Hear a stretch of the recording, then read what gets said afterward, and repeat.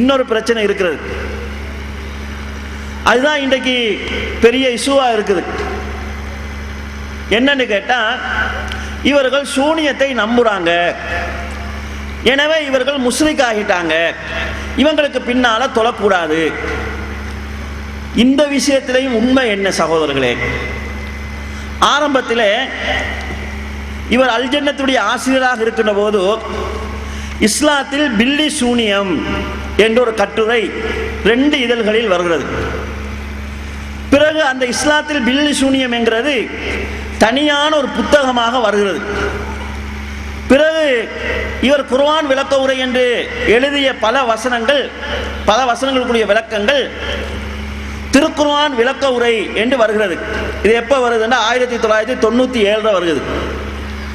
அதில் என்ன எழுதுறாங்கன்னு சொன்னா,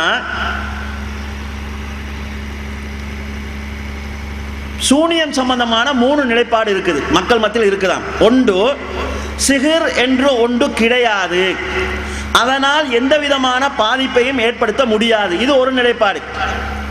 2வது நிலைப்பாடு, சிஹிர் என்ற கலை மூலம் எது வேண்டுமானாலும் செய்ய முடியும், எத்தகைய பாதிப்பையும் ஏற்படுத்த முடியும். இது 2வது நிலைப்பாடு.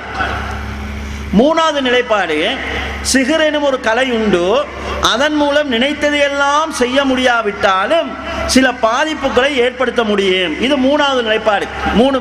3 குரூப் இருக்குது. இதுல இப்படி 3 விதமான அபிப்பிராயங்கள் நிலவுகின்றன. அவற்றில் முதல் 2 அபிப்பிராயங்களும் தவறானவை. முதல் 2 அபிப்பிராயம் என்ன? சூனியம் ஒன்று இல்லை என்கிறதும், சூனியம் இருக்குது எதை வேணாலும் செய்யலாம் என்கிறதும் தவறானது. 3வது அபிப்பிராயம் சரியானது என்பதை இவ்வசனம் விளக்குது அன்றைக்கு எழுதினாங்க.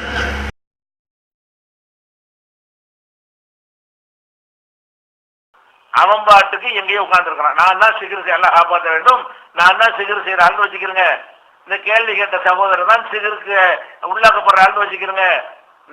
எனக்கு அவருக்கு அவ்வளவு தூரம் இருக்கிறது. அவரை நான் பார்க்கவே இல்லை, தூரமா இருக்கிறார். அவர் எந்த ஒரு பொருளையும் நான் ஏவுறதும் கிடையாது. ஒரு நாம்பாடு கை கட்டிக்கிட்டு இங்க உட்காந்துட்டு என்னமோ செய்கிறேன், அங்க அவருக்கு வயிற்ற வலிக்குது. இது யாரு செய்யற மாதிரி இருக்குது? இது மனுஷன் மாதிரி அவனை பாக்குறீங்களா, அல்லாஹ்வை பாக்குறீங்களா? அப்ப இந்த மாதிரி ஒருவன் செய்வான்னு நினைச்சீங்களே, ஆனால் எங்கேயோ ஒருத்தன் இருந்து கொண்டு அவன் வயிற்று வலியை உண்டாக்குமா, தலைவலியை உண்டாக்குமா, அது செய்வான் இது செய்வான் என்கிற மாதிரியான ஒரு சக்தி ஒருவனுக்கு இருப்பதாக நீங்கள் நம்பினால் அவனை நீங்கள் வைத்திருக்கிற இடம் எது? அல்லாஹ்வுடைய இடம் இல்லையா? அல்லாஹ்வுக்கு சமமா கொண்டு வைத்து விடவில்லையா? அப்ப பிறகு ஒரு புத்தகம் எழுதுறாங்க. என்ன புத்தகம்னு சொன்னா, அதுல பேரும் இஸ்லாத்தில் பில்லி சூனியம். ஒரே ஆசிரியர் 2 புத்தகம் எழுதுகிறார், 2ம் ஒரே பேரு. ஒன்று இஸ்லாத்தில் பில்லி சூனியம், சூனியம் ஒன்று இருக்குது, அதனால சின்ன சின்ன பாதிப்புகளை ஏற்படுத்த முடியும்னு சொல்லுதோ. இன்னொன்று சூனியம் ஒன்று இல்லை, அதனால எந்த பாதிப்பையும் ஏற்படுத்த முடியாது, அது வெறுமனே ஒரு மேஜிக். கண்ணியத்துக்குரிய சகோதரர்களே, ஒரே ஆசிரியர் 2 புத்தகம், 2ம் ஒன்றுக்கொண்டு முரணானது. குறைந்தபட்சம் 2வது புத்தகத்தில் நாம் ஏற்கனவே இப்படி ஒரு கருத்தை சொல்லி இருந்தோம், சூனியம் இருக்குது அதனால சில பாதிப்பு இருக்குதுன்னு சொல்லி இருந்தோம், இப்போது அது தவறு என்று படுகிறது, எனவே எங்களுடைய கருத்தை மாற்றிக்கொண்டோம் என்கிற ஒரு முன்னுரை கொடுத்திருக்கணுமா இல்லையா? தங்களுடைய கடந்த காலத்தில் தவறு என்று சொல்லியிருக்கணுமா இல்லையா? மக்களுக்கு முந்தி நம்ம எழுதுனா என்னது, இப்ப எழுதுறங்கிறது தெரியாது என்கிற நிலைப்பாட்டில் அதை பத்தி பேசாமலேயே புத்தகம் எழுதுறாங்க. எழுதிட்டு இப்ப நிலைப்பாடு என்னன்னு கேட்டா, சூனியம் இருக்குதுன்னு நம்புறவன் முஸ்லிக்கு, அவனுக்கு பின்னால தொழ முடியாது. கண்ணியத்துக்குரிய சகோதரர்களே, இப்ப நாளை மறுமையில ஒரு ஆள் வந்து நிற்கிறார் அல்லாஹ்ட்ட. அல்லாஹ் கேட்கிறான், நீ சூனியம் இருக்குதுன்னு நம்புறியா இல்லைன்னு நம்புறியா? நான் இருக்குதுன்னு நம்புனேன். அப்ப நீ அண்ணன் எழுதின புத்தகம் எல்லாம் பார்க்கலையா? பார்த்தேன். அண்ணன் எழுதின புத்தகத்தை பார்த்ததுக்கு அப்புறம் நீ சூனியம் இருக்குன்னா நம்புனாய், அப்ப நீ முஸ்லிக்கு, நீ நரகத்துக்கு போ என்று சொல்றான்னு வச்சுக்கோங்க. அப்ப அவர் சொல்ல, யா அல்லாஹ், நான் பார்த்தது 1997 வந்த புத்தகம், யா அல்லாஹ், அதுல இருக்குதுன்னு எழுதினார். அப்படியா? இருக்குதுன்னு எழுதுனது நம்பினியா? அப்ப நீ சொர்க்கத்துக்கு போ. இப்ப ஒருவன் புத்தகத்தை பார்த்துட்டு முஸ்லிக்கு சிகர் இருக்குதுன்னு சொன்னா அப்ப நீ நரகத்துக்கு போ என்று இவர் மாறுறதுக்கு எப்ப அல்லாஹ்வும் மாத்திட்டு இருப்பானா? நீங்க இப்ப உண்மையான ஆள்னா என்ன சொல்லணும்? 25 வருஷத்துக்கு முன்னால தௌஹீதுன்னு சொல்லி சிறுக்கை மக்களுக்கு போதித்து கொண்டிருந்தோம், இப்பதான் நாங்க தௌஹீதுக்கு வந்தோம்னு சொல்லணும். ஆனா இப்ப வரிக்கு வரி என்ன சொல்றாங்கன்னு சொன்னா, 25 வருடங்களாக தூய்மையான குர்ஆனை ஹதீஸை நாங்கள் போதித்து வருகிறோம் என்று தொடர்ந்து சொல்லிட்டு வாரீங்களே, அப்ப நீங்க 1997 சிறுக்கத்தானே மக்களுக்கு போயிடுச்சுங்க. அந்த உண்மையாவது நீங்க ஒப்புக்கொள்ளத்தானே வேணும். 1997 சிறுக்கை மக்களுக்கு போதித்தோம், தௌஹீதுன்னு போதித்தோம். முதலாவது விஷயம், சூனியம் சம்பந்தமாக அல்லாஹ்வும் ரசூலும் இருக்குதுன்னு சொல்றாங்களா இல்லைன்னு சொல்றாங்களா? இல்லன்னு எங்கேயாவது சொன்னாங்களா? இல்லன்னு ஒரு இடத்துலையும் சொல்லலை. இருக்குதுன்னு சொல்றாங்கன்னா இருக்குதுன்னு சொல்றாங்க.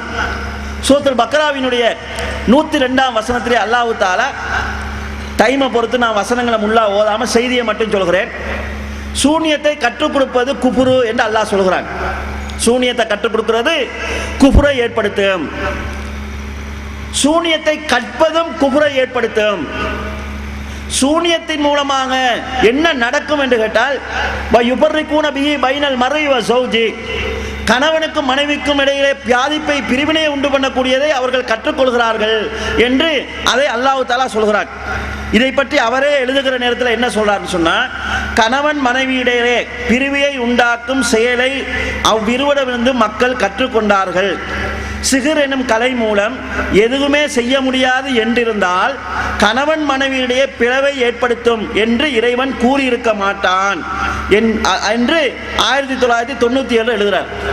அப்ப கணவன் மனைவி இடையில பிரிவினை உண்டு பண்ணுவாங்க, இதை கூட நினைச்சதெல்லாம் செய்ய முடியுமான்னு கேட்டா, வமாஹும் பிதாரீன பிஹி மின் அஹதின் இல்லா பிஇذنில்லா, அல்லாஹ்வுடைய நாட்டம் இல்லாமல் அவர்களால் சூனியத்தின் மூலமாக எதையும் செய்ய முடியாது. சூனியத்தின் மூலமாக அல்லாஹ்வுடைய நாட்டம் இல்லாமல் யாருக்கும் எந்த பாதிப்பையும் ஏற்படுத்த முடியாது என்று அல்லாஹ் தஆலா சொல்கிறார். கண்ணியத்துக்குரிய சகோதரர்களே, ஒரு திருகுதாளத்தை சொல்லணும். சூனியம் இருக்குது அதனால பாதிப்பு இருக்குது என்று சொல்லுகிற போது இந்த வசனத்துக்கு எப்படி இந்த வசனத்துக்கு விளக்கம் எழுதுகின்ற போது, அர்த்தம் எழுதுகின்ற போது, அல்லாவின் கட்டளையின்றி அவர்கள் எவர்களுக்கும் எத்தகைய தீங்கும் இதன் மூலம் இழைக்க முடியாது என்று மொழிபெயர்ப்பு செஞ்சிருக்கிறாங்க. இதன் மூலம் என்கிற வாசகம் குர்ஆன்ல இருக்குது, அதை மொழிபெயர்ப்பு செஞ்சிருக்கிறாங்க. இப்ப சூனியம் இல்லைன்னு சொல்றாங்களே, இப்ப மொழிபெயர்க்கின்ற போது குர்ஆனில் வந்த பிஹி சூனியத்தின் மூலம் என்கிற வாசகத்துக்கு மொழிபெயர்ப்பே செய்யாமல் இருக்கிறார்கள். சூனியம் இருக்குது என்று சொல்கின்ற போது குர்ஆனில் வந்த பிஹி என்கிற வாசகத்துக்கு, சூனியத்தின் மூலமாக என்கிற வாசகத்துக்கு அர்த்தம் செய்திருக்கிறார். இப்ப அந்த வாசகத்துக்கு அர்த்தம் செய்யல, 10வது எடிஷன் வரைக்கும் செய்யல. ஒரு 5 வருஷத்துக்கு முன்னாலேயே இந்த விஷயத்தை நான் சுட்டி காட்டி பேசுறேன், எழுதுறேன். நான் எழுதிய விஷயம் கடையநல்லூரில் அப்போது மாணவராக இருந்த இலங்கை மாணவர் ஒருவர் மூலமாக சகோதரர் அப்துல் நாசர் மௌலவிக்கு சொல்லப்பட்டு, அப்துல் நாசர் மௌலவி மூலமாக தர்ஜுமா செய்த சகோதரருக்கு சொல்லப்பட்டு, அடுத்த பதிப்பில் திருத்திக் கொள்வோம் என்று எனக்கு மதரசா மாணவர் கடிதம் மூலமாக தகவல் சொல்லியிருந்தார். இது 4வது எடிஷன். இப்ப 10வது எடிஷன் வந்திருக்குது.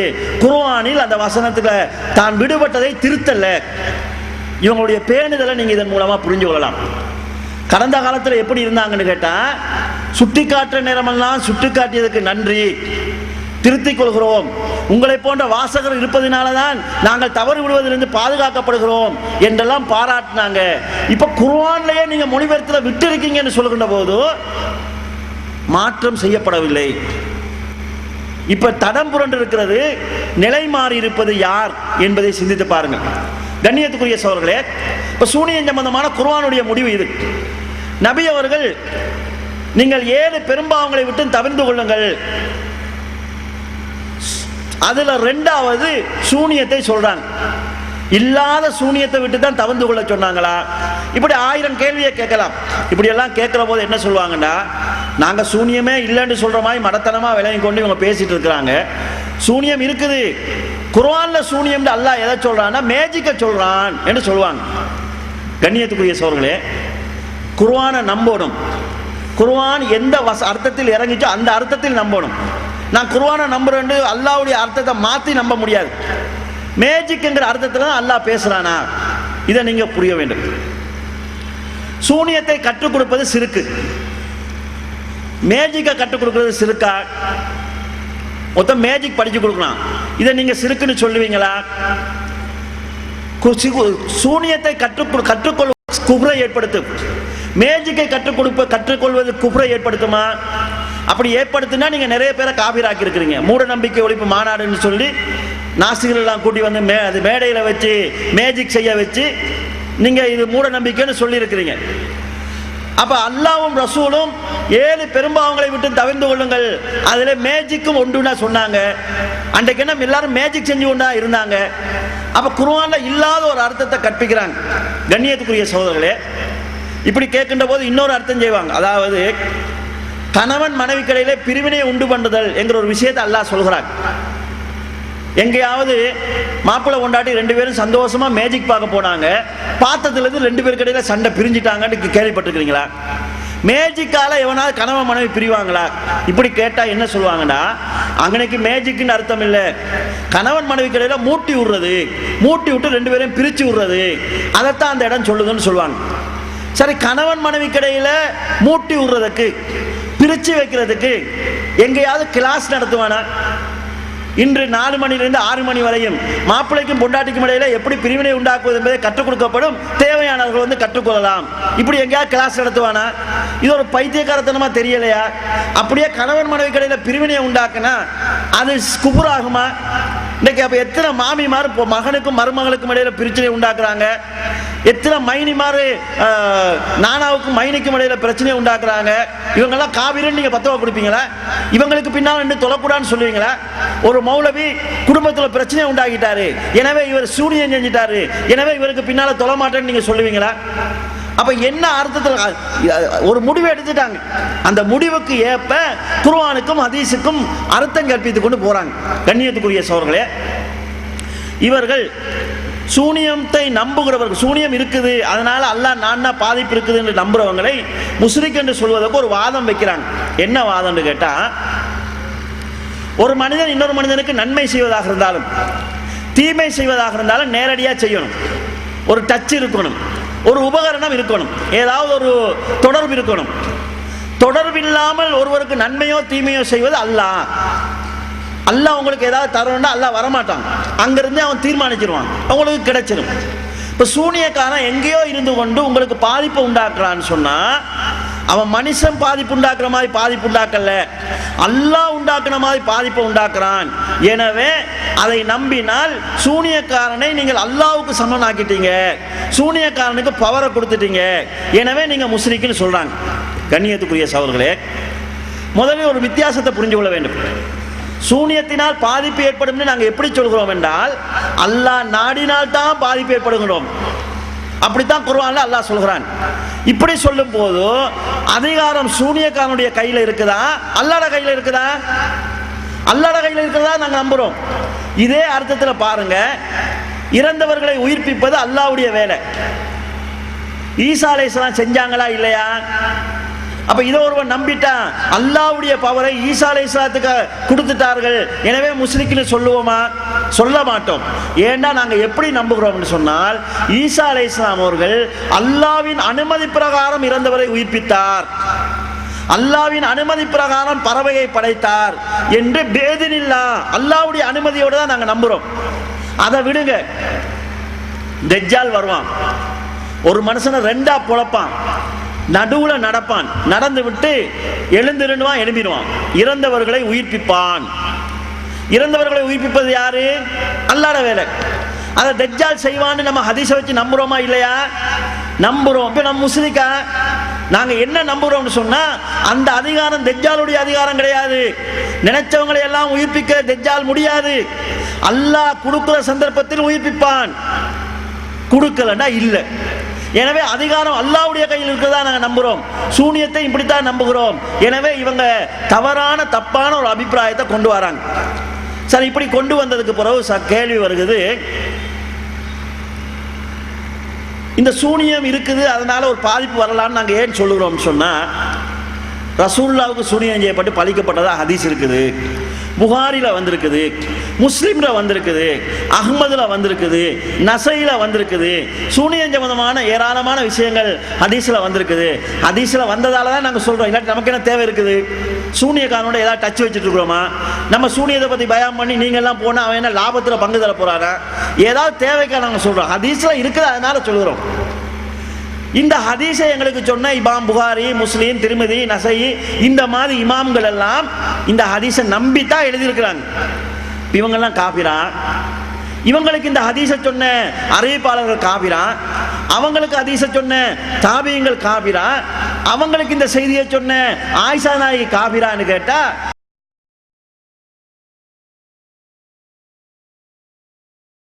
அப்ப புகாரி முஸ்லீம் ஹதீஸ்களை பதிவு பண்ணாங்களே, இவங்கெல்லாம் முஷ்ரிக்கா?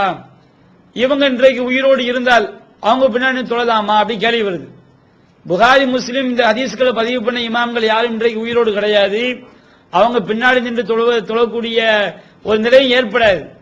ஆனா இப்போ யாரை இதை சூனிய உண்மை நம்புறாங்களோ அவங்க பின்னாடி தொழக்கூடாது. ஆனா இப்போ யாரை இதை சூனிய உண்மை நம்புறாங்களோ அவங்க பின்னாடி தொழக்கூடாது. ஆனா இப்போ யாரை இதை சூனிய உண்மை நம்புறாங்களோ அவங்க பின்னாடி தொழக்கூடாது. அப்ப புகாரி முஸ்லீம் முஷ்ரிக்கா அப்ப கேள்வி வருமே.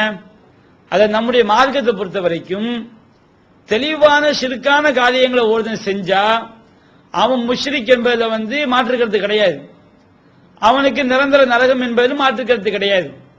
ஆனால் சில நுணுக்கமான விஷயங்கள் இருக்குது. அந்த நுணுக்கமான தவறுகளை செய்யக்கூடியவர்கள் அந்த ஷிர்க்குங்க நம்பிக்கை செய்ய மாட்டாங்க. அப்ப அந்த மாதிரி சில தவறுகளாக இருந்தால் ஒருவன் ஷிர்க் என்பது அவனுக்கு விளங்கப்படுத்தப்படாமல், அந்த விஷயத்தில் ஷிர்க் இருக்குது என்று அவனுக்கு எடுத்து சொல்லப்படாமல் அந்த தப்பை ஒருவன் செய்து ஒருவன் மரணித்தான் என்று சொன்னால் அது இறைவனுக்கு அது இணை கற்பிக்கக்கூடிய காரியமா ஆகாது. அவங்க ஷிர்கா கருதப்பட மாட்டாங்க.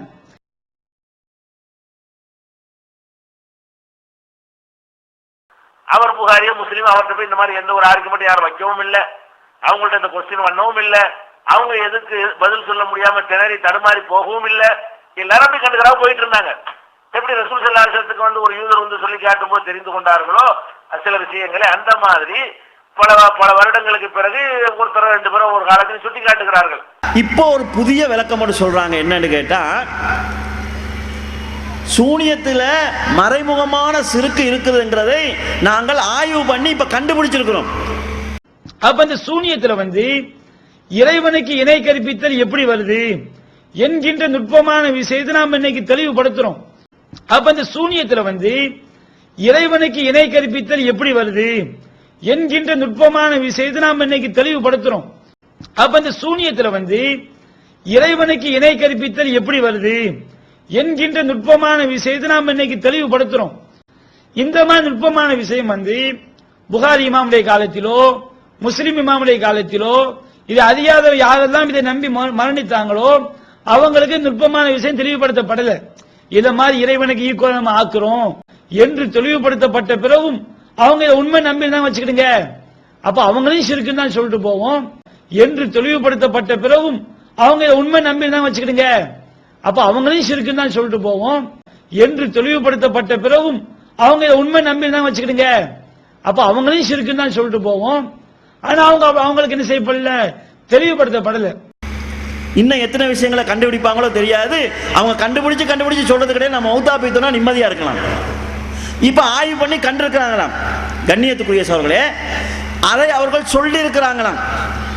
சொன்னதுக்கு பிறகு யார் நம்புறாங்களோ அவங்க முஸ்லிக்காம், சொல்றதுக்கு முன்னால நம்புறவங்க முஸ்லிக் இல்லையாம். ஒரு கேள்வி கேட்கப்படுகிறது, மக்காவில் உள்ள இமாம்கள் எல்லாம் சூனியத்தை நம்புறாங்களே, அவங்களுக்கு பின்னால ஹஜ்ஜுக்கு போய் தொழலாமா, உம்ராவுக்கு போய் தொழலாமான்னு கேட்டா, அதனால சவுதியில உள்ள எனக்கு தெரிஞ்ச வரைக்கும் சவுதியில உள்ள அந்த அரபு மொழியில் இந்த வாதங்கள் எல்லாம் அவர்களுக்கு போய் இதெல்லாம் எடுத்து வைக்கப்பட்டு ஆமா சிறுக்கு தானே என்று அவங்களுக்கும் புரிந்து அதுக்கு பிறகு மனமுரண்டா மறுத்தார்கள் என்று தெரிய வந்தால்தான் அவங்கள இந்த கணக்குல சேர்ப்போம். இல்லைன்னா அந்த யூதர் சுட்டி காட்டுறதுக்கு முன்னாடி சகாபாக்கள் எந்த நிலையில் இருந்தார்களோ அந்த நிலையில் உள்ளவர்களாக அவர்களையும், அதே மாதிரி புகாரி முஸ்லிம் போன்ற இமாம்களை அந்த மாதிரி நம்ம எடுத்துக்கொள்வோம். நீங்க அவங்கள்ட்ட சொல்லுங்க, சொன்னதுக்கு அப்புறம் நம்பலன்னா தொலை வேணாம். இப்ப அவங்களுக்கு நம்ம தமிழ்ல சொல்லி இருக்கணும், அவங்களுக்கு தெரியாது. அதனால அவங்க முஸ்லிக் இல்லை. பாவப்பட்ட ஜெம்மங்கள் தமிழ் படிச்சதுனால எங்களுக்கு பிடிச்ச கேடு. நமக்கு சிங்களம் இங்கிலீஷு உருது மட்டும் தெரிஞ்சு தமிழ் தெரியாமல் இருந்திருந்தா நம்ம காவிலா இருக்க மாட்டோம், நமக்கு பின்னால் தொழுவாங்க. ஆனால் தமிழ் தெரிஞ்சது தான் நாங்கள் செஞ்ச பாவமா? தமிழ் தெரிஞ்சதுனால நாங்கள் முஸ்லிக்காக இருக்கிறோம். தமிழ் தெரியாத பள்ளியில் அவன் சிகரை நம்பிட்டு போவான், பிரச்சனை கிடையாது. என்னன்னு பத்துவா கொடுக்குறீங்க? நாளை மறுமையில் அல்லாஹ் தஆலா ஒருத்தனை எழுப்பி நீ சூனியத்தை நம்பினியா? நம்புனையா? இல்ல. என்ன மொழி பேசினாய்? நான் சிங்களம் தான் பேசினேன். தமிழ் தெரியுமா? தமிழே தெரியாது. சரி பரவாயில்ல, உனக்கு தெரியாது, நீ சொர்க்கத்துக்கு போ. இன்னொருத்தன் வாரான், சூனியத்தை நம்புனியா? நம்புனேன். தமிழ் தெரியுமா? தமிழ் தெரியும். அண்ணன் பயம் பீடி சீடி கீடி எல்லாம் கேட்கலையா? அதெல்லாம் நான் கேட்டதே இல்லையா? இல்ல. பரவாயில்ல, சொர்க்கத்துக்கு போ. கேட்காம போனதுனால அவனுக்குள்ள நன்மை. இன்னொருத்தன் வர, நான் கேட்டேன் இருந்தாலும் நம்பினேன். கேட்டதுக்கு பிறகு நம்பினியா? அப்ப நரகத்துக்கு போட்டு சொல்லுவானா? இதுல இருந்து நம்ம ஒரு விஷயத்தை விளைவிக்கலாம். கேட்காம இருக்கிற வரைக்கும் நல்லதுன்னு அவங்க சொல்றாங்க. கேட்டீங்க அவ்வளவுதான். கண்ணியத்துக்குரிய சகோதரர்களே, இது எவ்வளவு ஆபத்தான ஒரு வாதம் என்று பாருங்க. இதுக்கு அவங்க சொல்லக்கூடிய ஒரு ஆதாரம் சொல்றாங்க, ஹதீஸ். நபி ஸல்லல்லாஹு அலைஹி வஸல்லம் அவங்களுக்கு முன்னால சஹாபாக்கள் ஏதாவது ஒரு விஷயம் நடந்தால் மாஷா அல்லாஹ் வசா முஹம்மத், அல்லாஹ்வும் முகமது நாடியதால் நடந்ததுன்னு சொல்லுவாங்க. சத்தியம் பண்ணுகின்ற போது வல் காபா, கௌபா மீது சத்தியமானு சொல்லுவாங்க. கனவுல யூதர்கள் வந்து சொல்றாங்க ஒரு செய்தி, சம்பவத்தை ஆதாரத்துக்கு மட்டும் சொல்றேன். இன்னக்கும் கௌமும் துஸ்ரிக்கோன், நீங்களும் அல்லாஹ்க்கு இணை வைக்கிறீங்க. எப்படி இணை வைக்கிறீங்கன்னு கேட்டா, நீங்க மாஷா அல்லாஹ் வசா முஹம்மது, அல்லாஹ்வும் முகமதின் நாடியதால் நடந்ததுன்னு சொல்றீங்க. அப்ப இது சிறுக்குத்தானே. வல் காபா, கௌபா மீது சத்தியமான சத்தியம் பண்றீங்க, அது சிறுக்குத்தானே என்று சொல்றாங்க. உடனே ரசூல் ஸல்லல்லாஹு அலைஹி வஸல்லம் சஹாபாக்கள சொல்றாங்க, இதுக்கு பிறகு அப்படி சொல்லாதீங்க. சொல்றதா இருந்தா மாஷா அல்லாஹ் வஹதா, அல்லாஹ் ஒருவன் நாடியதால் நடந்ததுன்னு சொல்லுங்க. நன்றி தெரிவிப்பதற்காக சொல்றதாக இருந்தா மாஷா அல்லாஹ் சும்மா சேர்த்த, அல்லாஹ் நாடியதால் நடந்தது, அல்லாஹ்க்கு பிறகு உங்க நாடத்துல நடந்துச்சு என்று பிறகுன்னு சொல்லுங்க. சேர்க்காதீங்க. கௌபா மேல சத்தியமானு சொல்லாதீங்க. ரப்பில் காபா, கௌபாவின் இறைவன் மீது சத்தியமானு சொல்லுங்க திருத்தி கொடுக்குறாங்க.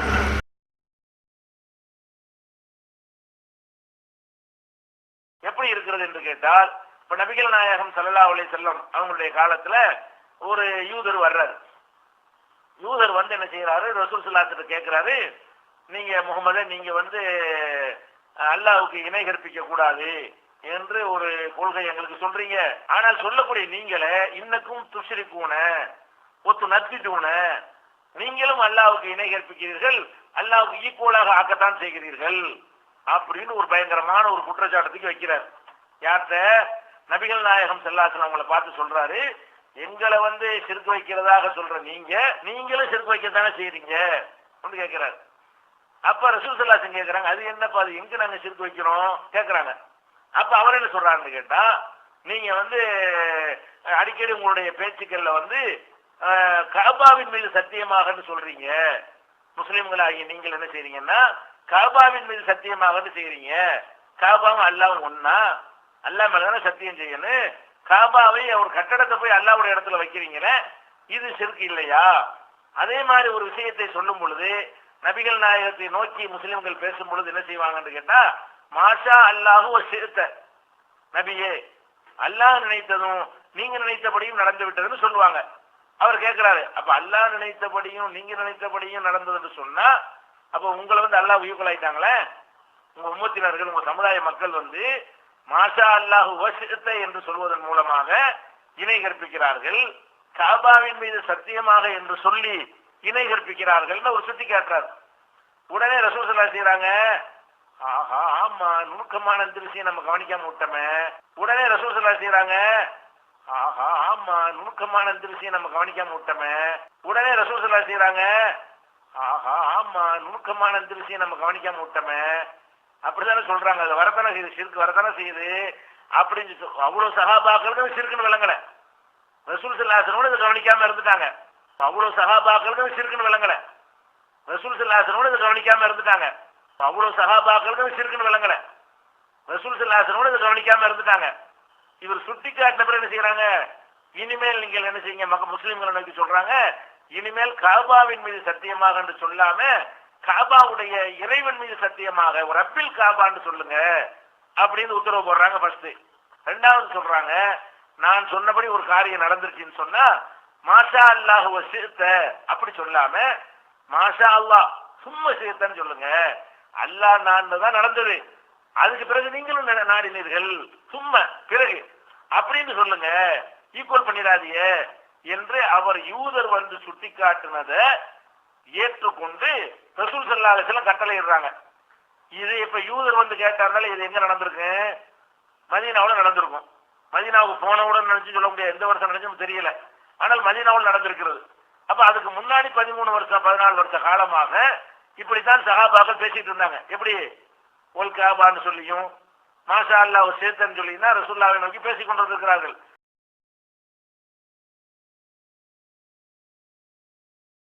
அந்த காலகட்டத்தில் எத்தனை சஹாபாக்கள் மூத்தாவும் போயிருப்பார்கள்.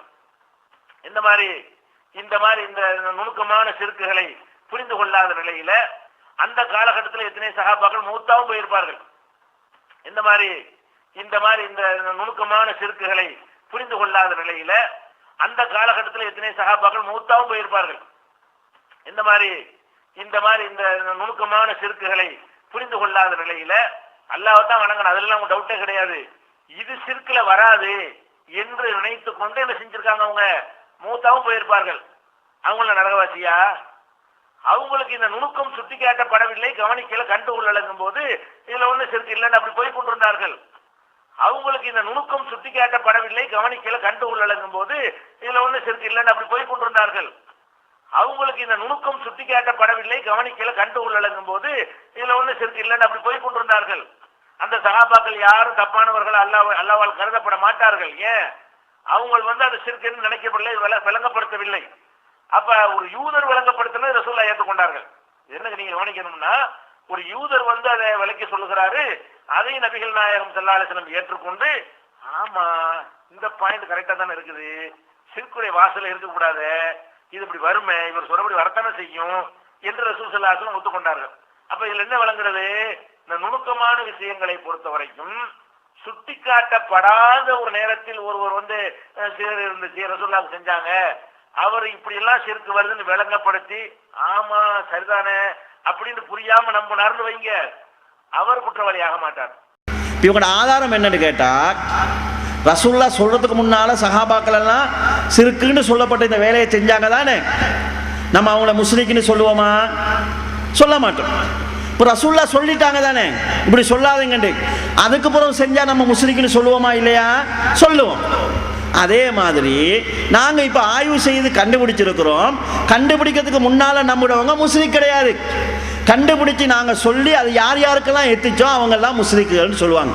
கண்ணியத்துக்குரிய சார்புடைய இதை ஏற்று சில சகோதரர்கள் பள்ளியிலே ஜமாத்துக்கு வராமல் இருக்கிறாங்க, வேணுண்டு லேட்டாகி வராங்க, இவங்களுக்கு பின்னால தொலையலாது, ஏண்டா நம்மளுடைய ஆய்வுல கண்டுபிடிக்கப்பட்டதை இவங்க நிராகரிச்சுட்டாங்க, முஸ்லிக் ஆகிட்டாங்க. அன்பின் சகோதரர்களே, நீங்கள் உங்களுடைய தலைவரை எங்கே கொண்டு போய் நிப்பாட்டி இருக்கிறீங்க? இஸ்லாமத்தினுடைய வளர்ச்சி என்ன? ரசூலுல்லாஹ் ஒன்றை தடுப்பதற்கு முன்னால் அது ஆகுமானது. சாராயம் சஹாபாக்கள் குடிச்சு கொண்டிருந்தாங்க, ரசூலுல்லாஹ் தடுக்கும் வரை குடிச்சிட்டு இருந்தாங்க. தடுத்ததுக்கு பிறகு குடிச்சா பாவம், தடுக்க முந்தி குடிச்சா பாவம் இல்லை. இப்போது ஏன் நாங்க அப்படி சொல்றோம் சொன்னா, தடுக்க முன்னர் வகை தடுக்கவில்லை, அல்லாஹ்வுடைய சட்டம் தடுக்கவில்லை. தடுத்ததுக்கு பிறகு குடிச்சா அல்லாஹ்வுடைய சட்டத்தை மீறிட்டாங்க, அதனால குற்றவாளி. நீங்க ஆய்வு செய்வீங்க, அந்த ஆய்வை அல்லாஹ்வுடைய ரசூலுடைய வகைக்கு சமமாக நாங்கள் வைக்க வேண்டுமா? ஒருவர் ஆய்வு செஞ்சு விட்டால் அந்த ஆய்வை ஏற்காவிட்டால் காபிராகி விடக்கூடிய சட்டம் ஒன்று வருமா? ஆய்வுகள் என்பது எதற்காக? புதிய இஸ்லாம் உருவாக்குவது கிடையாது. இன்றைக்கு ஒரு பிரச்சனை வந்திருக்குது, அதுக்கு சட்டம் சொல்லணும்னா ஆய்வு செய்யுங்க. டெஸ்ட் டியூப் பேபி ஆய்வு செய்யுங்க, கண்டான ஆய்வு செய்யுங்க. ரசூலுல்லாஹ் காலத்தில் இல்லை. சூனியம் என்கிறது ரசூலுல்லாஹ் காலம் வரைக்கும் இருந்து கொண்டு வருகிறது. அதை நம்புனா முஸ்லிக் ஆகிறீங்கன்னு ரசூலுல்லாஹ் சொல்லலை, நீங்க ஆய்வு செஞ்சு சொல்றீங்கன்னு சொன்னா நீங்க ரசூலுல்லாஹ்வோட பெரிய ஆள் ஆகிட்டீங்களா? ரசூலுல்லாஹ் சொல்லாத செய்தி நீங்க சொல்ல வந்துட்டீங்களா? ஏற்கனவே பிதத்வாதிகளை பார்த்து என்ன கேட்டீங்க நீங்க? மௌலிது இருக்குதுன்னு சொன்னா இதை சொல்லித்தராத ரசூலுல்லாஹ் குற்றவாளியா இல்லையா?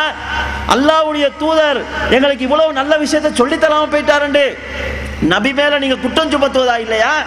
கூட்டுதுவா நல்ல விஷயம்னு சொன்னா அதை சொல்லித்தரலைங்கிறதுக்காக நீங்க ரசூலுல்லாஹ்வை குற்றம் சொல்றீங்களா இல்லையான்னு கேள்வி கேட்டீங்களே, இதே கேள்வியை உங்களை நோக்கி கேட்டு பாருங்க. சூனியம் ஒன்று ரசூலுல்லாஹ் காலத்துல இருக்குது, நம்புனா முஸ்லிக்காயிருங்கன்னு அவங்க சொல்லல. இப்ப ரசூலுல்லாஹ் அவங்களுடைய தூதுத்துவத்தை சரியா செய்யலன்னு சொல்லுவீங்களா? மார்க்கம் பூரணமாகலன்னு சொல்லுவீங்களா? இன்னும் நாங்க புதுசு புதுசா கண்டுபிடிச்சு யாரை காபிராக்குறது யாரை முஸ்லிக்காகிறது இஸ்லாத்துல புதிய புதிய சட்டங்களை கொண்டு வருவோம்னு சொல்றீங்களா? அல்யௌம அக்மல்து லக்கும் தீனக்கும்னு சொல்லி தீன் இன்னும் பூரணமாகலன்னு அல்லாஹ்வுடைய சட்டத்தை நீங்க மாத்த வாரீங்களா? கண்ணியத்துக்குரியவர்களே, எவ்வளவு மோசமான ஒரு நிலைக்கு நீங்கள் சென்றிருக்கிறீர்கள் என்று பாருங்கள். ஒருவருடைய சுயமான ஆய்வை, அதுவும் குர்ஆன் சுன்னாவுக்கு முரணான ஆய்வை, போலி பகுத்தறிவின் மீது செய்யப்பட்ட ஆய்வை ரசூலுல்லாஹ்வுடைய வஹிக்கு நிகராக நீங்கள் கொண்டு வந்திருக்கிறீங்க. ஒரு நபியினுடைய வஹி அந்த உம்மத்துக்கு ஏற்காவிட்டால் காபிராகுவாங்க. உங்களுடைய ஆய்வு எங்களுக்கு ஏற்கலன்னு சொன்னா நாங்க காபிர் ஆகிருவோமா? மூளைங்கிறது உங்களுக்கு மட்டும்தான் அல்லாஹ் தந்திருக்கிறானா? வெத்த யாருமே ஆய்வு செய்யக்கூடாதா? அவங்களுக்கு குர்ஆன் ஹதீஸ் அவன் பார்த்து புரிஞ்சது, உங்க பார்வையில் அதுதானே சரி. நீங்க என்ன சொல்றீங்க? குர்ஆன் ஹதீஸில் நான் என்ன விளங்கணும்னா அதுதான் மார்க்கம். சரி, உங்களுக்கு அதுதான் மார்க்கம்னா குர்ஆன் ஹதீஸ் நான் என்ன விளங்கணும்னா அதுதான் எனக்கு மார்க்கம். நான் இருக்குதுன்னு விளங்கி இருக்கிறேன். அப்ப எப்படி நீங்க இதை பிறன்னு சொல்லுவீங்க? உங்க பார்வையின் அடிப்படையில். கண்ணியத்துக்குரிய சகோதரர்களே, நூற்றாண்டு காலமாக நம்பப்பட்டு வந்த விஷயம், இவ்வளவு பேரையும் காபிராக்கக்கூடிய விஷயத்தை, இந்த உம்மத் அப்படியே குபுர்ல இருந்துச்சு ஒரு விஷயத்தை நான் கூசாம சொல்றீங்களே, எப்படி சொல்றீங்க? இலங்கையில ஒரு விவாதம் நடந்தது. உமர் அலி என்று சொல்லக்கூடிய ஒருவர், அவருடைய சட்டம் என்னன்னு கேட்டா பையச் செய்யாதவன் எல்லாம் காபிருங்கிறது.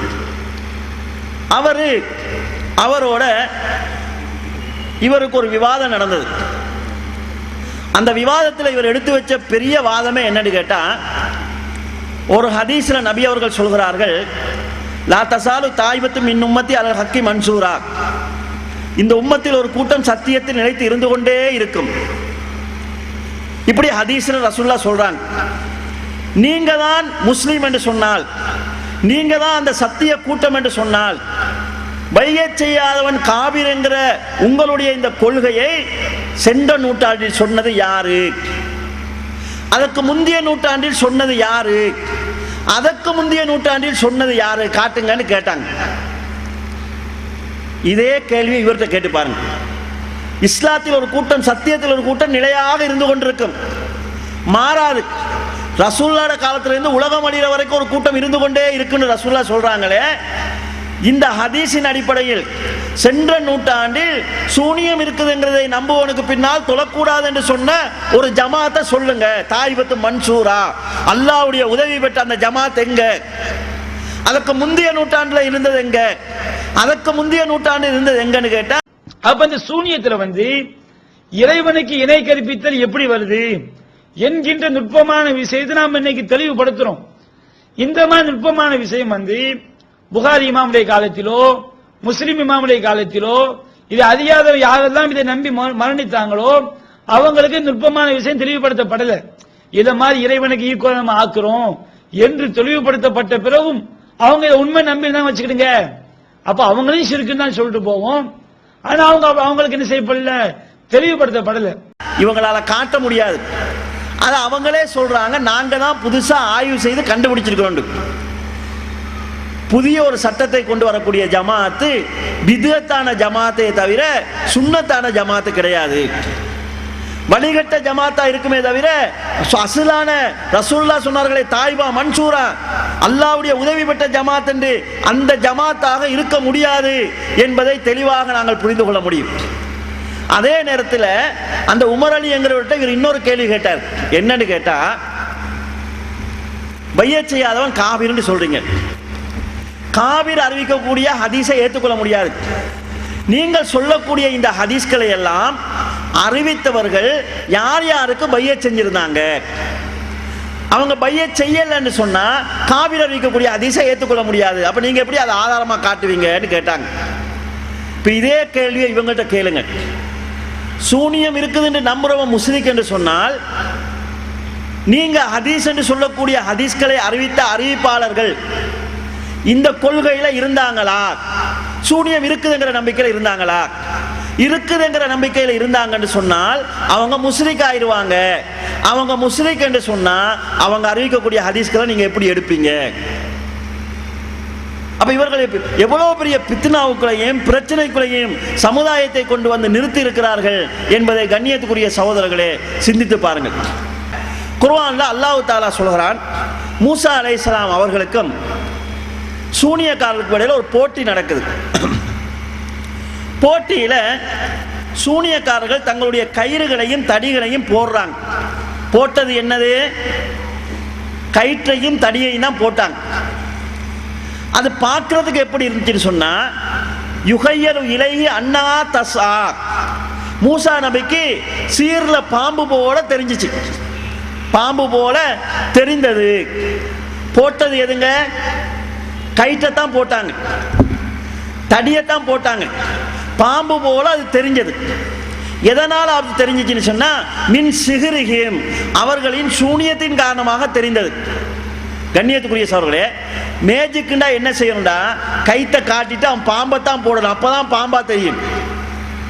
சூனியம்ங்கிறது இல்லாததை இருப்பது போல காட்டுவது, போலி தோட்டத்தை உண்டு பண்ணுவது.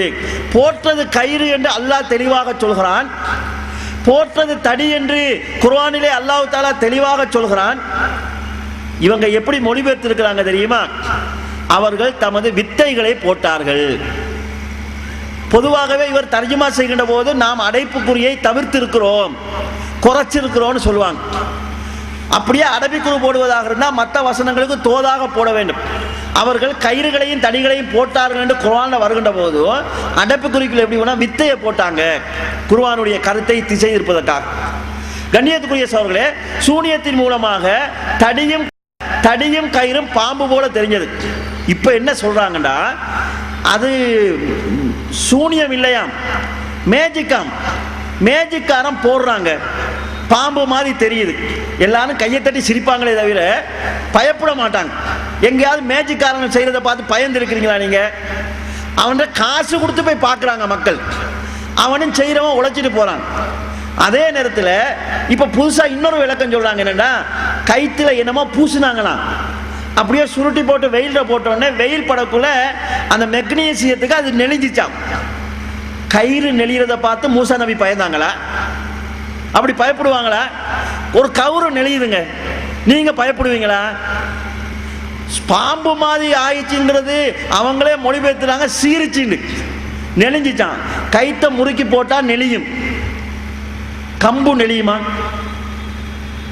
நீங்க கவுத்தை நல்லா முறுக்கி போட்டீங்கன்னா அது சமநிலைக்கு வர்றதுக்காக நெளியும். அது என்ன கூட முறுக்குனா அப்படி நெளியும், ஏன்னா சமநிலைக்கு வரணும். கம்பு நெளியுமாங்க, கம்பை முறுக்கி போடலுமா? அப்ப என்ன பகுத்தறிவு வாதம் செய்கிற அடிப்படையில் முட்டாள்தனமான வாதங்கள் செய்கிறார்கள். எனவே கண்ணியத்துக்குரிய சகோதரர்களே, குர்ஆன்ல அல்லாஹ் தஆலா சிஹ்ர் என்று சொல்வது ஷைத்தானுடைய துணை மூலமாக அன்றைக்கு மக்கள் செய்து கொண்டு வந்திருந்த ஒரு தவறான விஷயத்தை, அதை இஸ்லாம் தடுத்திருக்குது. அப்படி ஒன்று இருக்குதுன்னு குர்ஆனும் ஹதீஸும் சொல்வதனால் நாங்க நம்புகிறோம். பகுத்தறிவுக்கு முரணா இருந்தா எங்களுக்கு பிரச்சனையே கிடையாது. அல்லாஹ்வும் ரசூலும் சொன்னால் அப்படியே நம்புவோம். இப்ராஹிம் நபிக்கு நெருப்பு சுடல்ல, குளிர்ச்சியா இருந்துச்சுன்னு அல்லாஹ் சொல்கிறான், நடைமுறைக்கு முரண்டான், நாங்க நம்புவோம். இஸ்மாயில் அலைஹிஸ்ஸலாத்தை அல்லாஹ் அறுக்க சொன்ன நேரத்தில் இப்ராஹிம் அலைஹிஸ்ஸலாம் அறுக்க போனாங்க, பகுத்தறிவுக்கு முரந்தான், நடைமுறைக்கு முரந்தான். அதுதான் இஸ்லாமிய வழிமுறை. அல்லாஹ் சொன்னால் என் அறிவுக்கு முரண்பட்டாலும் ஏற்றுக்கொள்வேன் என்கிறதுதான் இஸ்லாமிய நடைமுறை. அதை மாதிரி நாங்கள் நம்புவோம். எனவே கண்ணியத்துக்குரிய சகோதரர்களே, இவர்கள் தெளிவாக உங்களை ஒரு தவறான வழிகேட்டின் பக்கம் அழைத்து செல்கிறார்கள். இந்த நிலைப்பாட்டிலிருந்து நீங்கள் உங்களை காத்துக்கொள்ள வேண்டியிருக்கிறது. அந்த சகோதரத்திலே நாங்கள் கேட்கிறோம், நீங்கள் நிறைய பணி செய்திருக்கிறீர்கள், நிறையவே மக்களை சத்தியத்தின் பக்கம் கொண்டு வந்திருக்கிறீர்கள். உங்களால் சத்தியத்தில் வந்தவர்கள் இன்று உங்களை இருக்கக்கூடிய நிலைக்கு நீங்கள் ஆளாகி இருக்கிறீர்கள். உங்களுடைய கடந்த கால பணிகளை அல்லாஹ் வீணாக்காமல் இருக்கிறதுக்காக, கடந்த கால பணிகள் அநியாயமாக ஆகிவிடாமல் இருக்கிறதுக்காக உங்களுடைய கொள்கையையும் நடைமுறையையும் நீங்கள் மீள் பரிசீலனை செய்யுங்கள். உங்களுடைய ஏற்பாடு சரிதானா என்று பாருங்கள். எங்களுடைய ஆசையெல்லாம் உங்களை கேவலப்படுத்த வேண்டும் என்கிறதோ, உங்களை அதாவது தரம் தாழ்த்த வேண்டும் என்கிறதோ கிடையாது. நீங்கள் மரணிப்பதற்கு முன்னாலேயே உங்களால் சொல்லப்பட்ட தவறான கருத்துக்கள் உங்களாலேயே திருத்தப்பட வேண்டும் என்று நாங்கள் விரும்புகிறோம். எனவே கண்ணியத்துக்குரிய சகோதரர்களே, இது மறுமையோடு சம்பந்தப்பட்ட விஷயம் என்பதனால் நடுநிலையோடு நின்று சிந்தித்து பாருங்கள். அவருடைய கொள்கையை ஏற்று இன்று எங்களையெல்லாம் முஸ்லிக் என்று சொல்லக்கூடிய சகோதரத்திலே கேட்கிறோம், ஒரு முஸ்லிமை பார்த்து முஸ்லிக் என்று சொன்னால் சொன்னவன் முஸ்லிக் ஆகி விடுவான், காபிர் என்று சொன்னால் காபிர் என்று சொன்னவன் காபிராகி விடுவான். எங்களை முஸ்லிக் என்று ஒதுக்குவதை மூலமாக அந்த நிலை இல்லை என்றால் உங்களுக்கு அந்த நிலை ஏற்படும் என்கிறதை நான் கொஞ்சம் அதாவது அக்கறையோட அச்சத்தோடு சிந்தித்து பாருங்கள். இந்த சொல்லப்படக்கூடிய கருத்துக்கள் ஒரு ஆளை நம்பி நீங்க இருக்காதீங்க. மார்க்கத்துக்கு ஒரு ஆள் சொந்தக்காரன் கிடையாது. மனிதன் என்கிற அடிப்படையில் அவர்களிடத்திலும் தவறு வரும். அந்த தவறுகளுக்கு நீங்கள் பலியாகி விடாதீர்கள். நீங்க ஆரம்ப காலத்தில் விதத் செஞ்சவங்க மறுமையில வைத்து தங்களுடைய தலைவர்களுக்கு எதிராக சாபம் செய்வார் என்று சொன்னீங்களே, அதே நிலை உங்களுக்கு வந்துவிடக்கூடாது. அல்லாஹ்வுடைய ரசூலை நான் பின்பற்றி இருக்க வேண்டாமா? இன்னா அத்தனா சாதத்தனா குபரானா, எங்களுடைய தலைவர்களையும் எங்களுடைய பெரியார்களையும் பின்பற்றினோம், அதல்லூன சபீலா, அவர்கள் எங்களை வழிகெடுத்து விட்டார்கள் என்று சொல்லக்கூடிய நிலை மறுமையில் உங்களுக்கு ஏற்பட்டு விடக்கூடாது. எனவே மற்றவர்களுடைய கருத்துக்களையும் பாருங்கள். இந்த குர்ஆன் சுன்னா என்கிற நிலையிலிருந்து வாருங்கள். குர்ஆன் சுன்னாதான் எங்களுடைய உயிர் மூச்சு என்று சொன்னீர்கள். குர்ஆனிலும் பிழை என்கிற நிலைக்கு வந்து விட்டீர்கள். சுன்னாவிலும் மறுக்கப்பட வேண்டியது இருக்குது என்கிற நிலைக்கு வந்து விட்டீர்கள். யாரையும் தனி நபர்களை தரக்குறைவாக விமர்சிக்க மாட்டோம் என்று சொன்னீர்கள். இன்றைக்கு அதை நீங்கள் செய்து கொண்டிருக்கிறீர்கள். தவறை யார் சுட்டிக்காட்டினாலும் அதாவது பணிவாக அதை ஏற்போம் என்று சொன்னீர்கள். இன்று யார் தவறை சுட்டிக்காட்டினாலும் அவர்களை கேவலப்படுத்தும் விதமாக அவதூறுகளையும் குற்றச்சாட்டுகளையும் சொல்கிறீர்கள். எனவே உங்களுடைய பழைய நிலையிலிருந்து நீங்கள் தடம் புரண்டிருக்கிறீர்கள். அந்த நிலையிலிருந்து நீங்கள் உங்களை மாற்றிக்கொள்ள வேண்டும். அதற்காக இந்த செய்தியை சொல்கிறோம். இவ்வளவு தெளிவாக சொன்னதுக்கு பிறகு அல்லாஹ்வின் மீது சத்தியமாக சூனியம் இருக்குது என்று நம்புகிறவனும், அல்லாஹ் நாடினால் அதனால் தீங்கு ஏற்படும் என்று நம்புகிறவனும் முஸ்லிக் இல்லை என்பதை அல்லாஹ் மீது சத்தியம் செய்து சொல்கிறோம். இதை நீங்க நம்பாம இதற்கு பிறகு நீங்கள் எங்களுக்கு பின்னால தொழக்கூடாது என்கிற கொள்கையில நீங்க இருக்கிறீங்கன்னு சொல்லி சொன்னால் உங்களை அல்லாஹ்வுடைய பொறுப்பிலே விடுகிறோம். இது அல்லாஹ்வுடைய பொறுப்பில் இருக்கட்டும். எனவே கண்ணியத்துக்குரிய சகோதரர்களே, சொல்ல வேண்டியதை சொல்லிவிட்டோம். உங்களுடைய கபருக்காக, உங்களுடைய மறுமைக்காக, உங்களுடைய மகசருக்காக நடுநிலையாக நிதானமாக இருந்து சிந்தித்து சத்தியத்தின் பக்கம் மீளுமாறு தௌஹீதிலிருந்து தடம்புரண்டு சென்ற அந்த சகோதரத்திலே அன்பாக அழைப்பிவிட்டு எனது இந்த உரையை நிறைவு செய்கிறேன். வாஹிரு தௌவானா அல்ஹம்துலில்லாஹி ரப்பில் ஆலமீன். அஸ்ஸலாமு அலைக்கும் வரஹ்மத்துல்லாஹி வபரகாத்துஹு.